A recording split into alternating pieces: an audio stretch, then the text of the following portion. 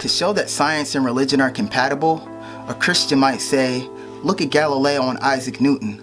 Those were two really smart guys, and they believed in God, so why can't science and religion come to a compromise? But they always leave out the fact that Galileo and Isaac Newton lived in a time when being an atheist could get you burned alive. So the fact that they identified as believers is really no surprise. And maybe they truly believed, or maybe they said it to survive. I don't know, but if they were men of science in the 21st century, there's a good possibility that they'd have no religious ties.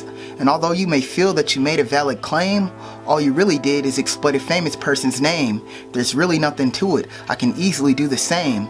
2 centuries before Christ, Archimedes was considered a mathematical prodigy, but nobody would ever use him as proof that science is compatible with Greek mythology.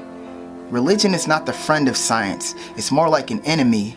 But the problem is, you confuse functionality with compatibility. Your body can function for decades with a tapeworm inside of it, but that doesn't mean that the two actually go together. It just means that a parasite was able to latch on and it benefits from you, but it does nothing to make you better. Science solves problems. Religion just takes the credit.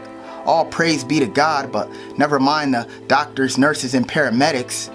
And when science gets it wrong, we acknowledge it. For example, if your car had a dangerous defect, the manufacturer would recall every automobile.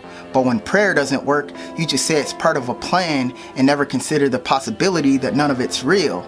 Now imagine if the automaker said the defect in your car was part of a plan, and that if you want it to work properly, you just have to muster as much faith as you can.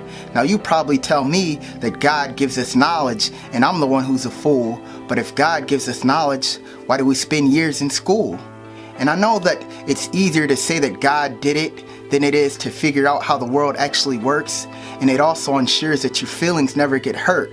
But to paraphrase Sam Harris, I challenge you to give me one example of a scientific explanation that was replaced with a religious one, and I'm not even gonna hold my breath. I'm done.